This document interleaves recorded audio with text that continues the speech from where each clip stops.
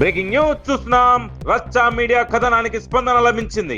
అమ్మమ్మ గారి వంటిల్లు హోటల్ నిర్వాహకుల నిర్లక్ష్యం పేరుతో రచ్చా మీడియాలో వెలువడిన కథనానికి అధికార యంత్రాంగం కదలిక వచ్చింది. హోటల్ పై మున్సిపల్ అధికారులతో పాటు పలు శాఖల అధికారులు దాడులు జరిపేందుకు సిద్ధమవుతున్నారు. తాడేపల్లిగూడెం మున్సిపల్ కమిషనర్ ఆదేశాలతో అమ్మమ్మ గారి వంటిల్లు హోటల్ నిర్వాహకులకు నోటీసులు జారీ చేశారు మున్సిపల్ సిబ్బంది.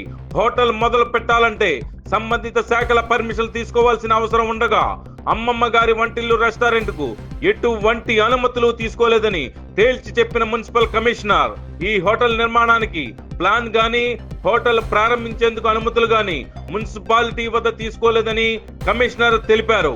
అదే విధంగా food safety standard authority of India అనుమతులు గాని ఇతర శాఖల అనుమతులు కూడా లేవని విశ్వసనీయ సమాచారం అందుతోంది.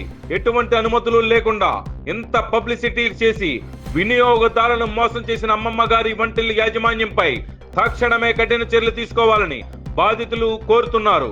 దాదాపు 1000 మందికి పైగా వినియోగదారులు ప్రారంభం రోజునే మోసం చేయడంతో పాటు తర్వాతి రోజు కూడా కొంతమంది కస్టమర్లు ఇదే హోటల్ యాజమాన్యంపై రచ్చా మీడియాకు ఫిర్యాదు చేశారు. రుచికరమైన పదార్థాలు అందించకపోగా అధిక మొత్తంలో బిల్లు వసూలు చేసేందుకు ప్రయత్నించి సదరు వినియోగదారులు నిలదీయడంతో వేరొకరి బిల్లు మీకు ఇచ్చామని మాట మార్చినట్లు అక్కడికి వెళ్లిన వినియోగదారులు తెలిపారు. ఇంత జరుగుతున్నా సంబంధిత జిల్లా స్థాయి అధికారులు ఎందుకు స్పందించడం లేదని విషయంపై పలు ఆరోపణలు సైతం వెల్లువెత్తుతున్నాయి. ఇక ఇదే హోటల్ పై బాధితులు ఫిర్యాదు మేరకు శని ఆదివారాల్లో పలు శాఖల అధికారులు తనిఖీ చేయనున్నట్లుగా విశ్వసనీయ సమాచారం అందుతోంది. వినియోగదారులను మోసం చేస్తూ నయవంచన చేస్తున్న అమ్మమ్మ గారి వంటిల్లు మోసాలపై వరుస కథనాలు మీ రచ్చా మీడియాలో చూస్తూనే ఉండండి. మీ అభిమాన ఛానల్ రచ్చా మీడియా.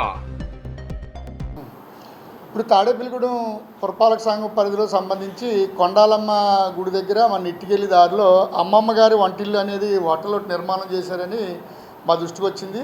అది మాకు పురపాలక సంఘానికి సంబంధించి ఎటువంటి ప్లాన్ వాళ్ళు పెట్టలేదు, మేము మంజూరు చేయలేదు. అదే మా దృష్టికి వచ్చిన వెంటనే దాని మీద ఇంటి చర్యలు తీసుకోరాదో ఒక నోటీస్ కూడా జారీ చేయడం జరిగింది. ఆ నోటీస్కి ఇచ్చింది టైంలో నోటీస్ ఇస్తామో నోటీస్కి తగిన సమాధానం వచ్చిన తర్వాత దాని మీద యాజ్ పర్ లా ఎలా ప్రొసీజర్ అవ్వాలో ఆ ప్రొసీజర్ ప్రకారం వాళ్ళకి మీద చర్యలు తీసుకుంటాం.